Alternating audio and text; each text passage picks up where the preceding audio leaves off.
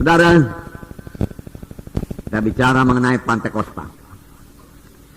Nah, pada waktu Tuhan Yesus naik ke sorga, Dia memberikan satu pesan yang sangat penting kepada murid-muridnya, yang tertulis dalam Kisah Rasul pasal 1 ayat 4. Saya membacakannya lagi kepada saudara.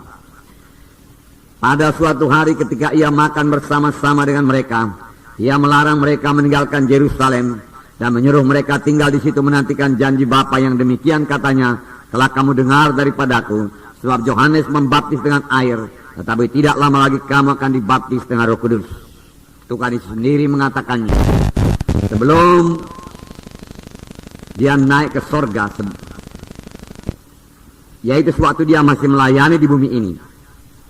Tuhan Yesus beberapa kali bicara mengenai Roh Kudus akan datang, Roh Kudus akan memenuhkan kamu, Roh Kudus akan memimpinkan kamu, dan seterusnya. Nah, di sini sekali lagi Dia mengatakan sebelum Dia naik ke sorga, perkataan yang terakhir, sebab Yohanes membaptis dengan air, tetapi tidak lama lagi kamu akan dibaptis dengan Roh Kudus. Kamu akan ditenggelamkan dalam Roh Kudus, dan hidupmu akan berubah, seperti dikatakan dalam ayat 8. Tetapi kamu akan menerima kuasa. Kamu akan menerima kuasa. Saudara akan menerima kuasa. Saya akan menerima kuasa. Roh Kudus itu kuasa. Amin, saudara. Ya, kita menerima kuasa. Jadi kalau kita dibaptis dengan Roh Kudus, kita menerima kuasa.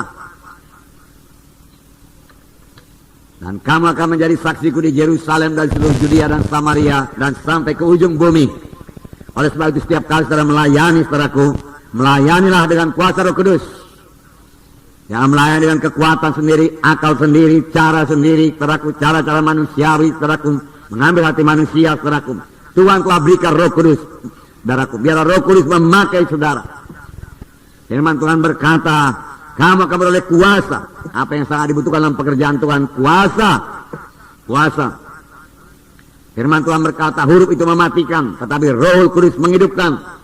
Firman Tuhan berkata, bukan oleh kuat, bukan oleh gagah, tapi oleh Roh Tuhan juga, maka pekerjaan Tuhan jadi. Ini dikatakan ayat 14. Saya membacakan pada saudara Kisah Rasul pasal 1 ayat 14. Mereka semua bertekun dengan sehati dalam doa bersama-sama dengan beberapa perempuan serta Maria ibu Yesus dan dengan saudara-saudara Yesus. Dia disebut namanya, tapi dikatakan semua bertekun dengan sehati. Ini perlu, saudaraku, sehati. Sidang Tuhan perlu bersehati. Doa yang bersehati, saudaraku, besar kuasanya. Doa yang bersehati menurunkan kuasa Tuhan. Bertekun artinya tidak mudah menyerah. Terus bertekun, walau ada halangan, walau ada gangguan, walau ada gelombang, dia bertekun, dia maju terus, di atas gelombang tersebut. Bersama-sama beberapa perempuan. Nah, saudara yang kasih nama Yesus. Dan kalau saudara baca Kisah 2, mulai dicurahkan Roh Kudus kepada 120 orang. Saudara, pada perjanjian lama tidak begitu banyak yang dibaptis dengan Roh Kudus. Hanyalah, saudaraku, raja-raja, nabi-nabi, saudaraku, dan imam-imam. Dan saudaraku, setelah mereka diurapi dengan Roh Kudus, saudaraku, setelah mereka diurapi dengan Roh Kudus, mereka sanggup menyampaikan panggilan Tuhan dalam hidup mereka. Mereka, dia sebagai raja, saudaraku, Raja Daud diurapi, lalu Daud sanggup, saudaraku, melayani. Urapan itu, saudaraku, menyanggupkan mereka. Urapan itu mengubahkan mereka. Diurapi dengan minyak pada waktu, tapi sekarang diurapi dengan Roh Kudus. Memberikan mereka pengertian baru setelah mereka diurapi dengan Roh Kudus. Kuasa Tuhan bekerja dalam pelayanan mereka, saudaraku, setelah mereka diurapi dengan minyak itu, diurapi dengan Roh Kudus, saudaraku. Nah, saudara, Musa sangat menginginkan supaya semua bangsa Israel, saudaraku, dipenuhkan dengan Roh Kudus. Tapi keinginan Musa ini tidak kesampaian, belum waktunya. Musa sudah merasakan bagaimana jamaah Roh Kudus dalam hidupnya. Musa sudah merasakan bagaimana Roh Kudus mengubahkan hidupnya. Musa mengalami banyak mujizat Tuhan, saudaraku, sebagai akibat daripada melayani dipimpin oleh Roh Kudus. Tanda jahit, tanda mujizat berlaku. Ya, dia kepingin supaya seluruh bangsa Israel menerima berkat yang sama. Kalau semua bangsa ini nabi adanya, dia katakan. Nabi pada waktu menerima Roh Kudus, dia rindu semua bangsa Israel dipenuhkan dengan Roh Kudus. Tapi belum waktunya. Sekaranglah waktunya, amin, saudara. Sekarang semua kita bisa penuh dengan Roh Kudus, amin. Haleluya, haleluya. Ya. Nah, bagi kamulah perjanjian itu, bagi anak-anakmu, bagi kamu yang jauh-jauh, seberapa banyak yang dipanggil oleh Tuhan Allah kita. Bagi kita lah perjanjian, saudaraku. Dipenuhkan dengan Roh Kudus. Dalam hidup kita bekerja karuniakannya Roh Kudus, saudara. Ada kepada Musa masih diberikan Tuhan 70 orang di luar Musa. Apa gunanya? Karena Musa sendiri tidak sanggup memimpin bangsa itu.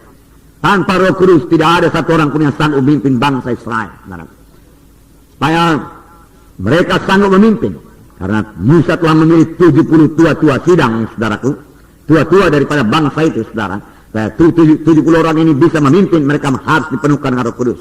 Tanpa dipenuhkan dengan Roh Kudus mereka tidak sanggup. Mari kita buka Bilangan pasal 11. Bilangan pasal 11 ayat 17. Maka aku akan turun dan berbicara dengan engkau di sana. Lalu sebahagian dari roh yang hinggap padamu itu akan kuambil dan kutaruh atas mereka. Maka mereka bersama-sama dengan engkau akan memikul tanggung jawab atas bangsa ini. Jadi tidak usah lagi engkau seorang diri memikulnya. Tanpa diberikan Roh Kudus mereka tidak bisa memikul tanggung jawab atas bangsa Israel. Mereka bahkan tidak mengerti memikul tanggung jawab itu, saudara.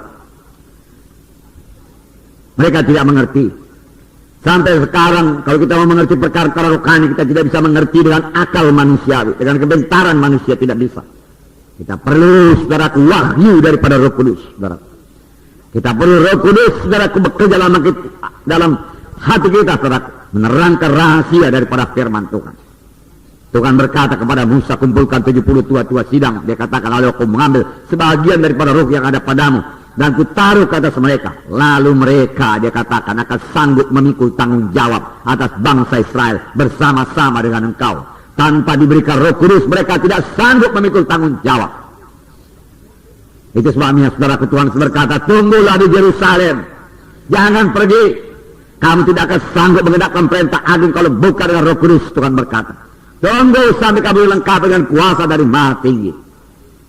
Betapa sayangnya saudaraku, masih banyak saudaraku, ya, gereja-gereja belum menerima Roh Kudus sepenuhnya, belum membiarkan Roh Kudus beroperasi dalam sidang Tuhan. Saudaraku, dalam sidang ini biar Roh Kudus saudaraku mengambil tempat yang utama, memimpinkan kita semua, saudaraku, mengubahkan kita semua, melengkapi kita semua, mengurapi kita semua, dan membiarkan saudaraku Roh Kudus bekerja dalam sidangnya ini dengan memakai saudara.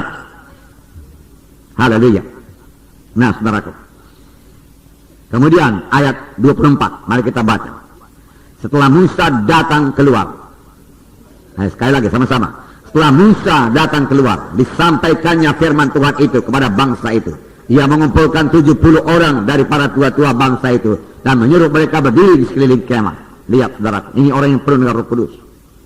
Saudaraku, dia tidak kesulitan akan firman Tuhan. Dia dengar suara Tuhan, dia pula sidang. Lalu firman Tuhan sini berkata, disampaikannya firman Tuhan itu.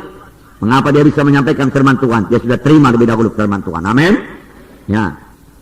Saudara mau melayani, terima dulu daripada Tuhan, itu yang sampaikan kepada jiwa-jiwa. Amin.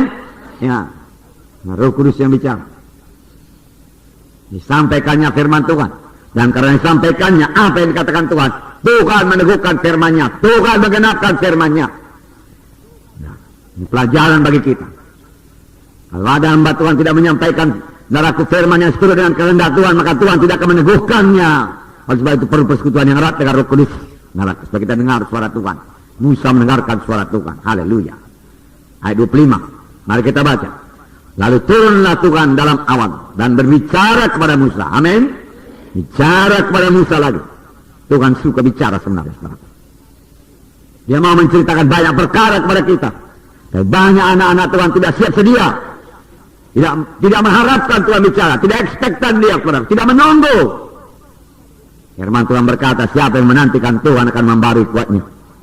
Menantikan Tuhan dengan merindukan suara Tuhan. Haleluya. Terima kasih Tuhan. Kemudian diambilnya sebagian dari roh yang hinggap padanya dan ditaruhnya atas ke-70 tua-tua itu. Ketika roh itu hinggap pada mereka, kepenuhanlah mereka seperti nabi. Tetapi sudah itu tidak lagi. Kepenuhan seperti nabi, tetapi seterusnya tidak begitu limpah lagi. Dengan kata lain, pada waktu itu saudaraku, nabi selalu penuh dengan Roh Kudus. Nabi selalu menerima berita daripada Tuhan. Amin. Oleh sebab itu nabi pada zaman perjanjian lama dengan mudah berkata, dengarlah sabda Tuhan. Karena dia dengar dari Tuhan. Dari mana dia dengar? Dari Roh Kudus yang dikaruniakan Tuhan kepadanya.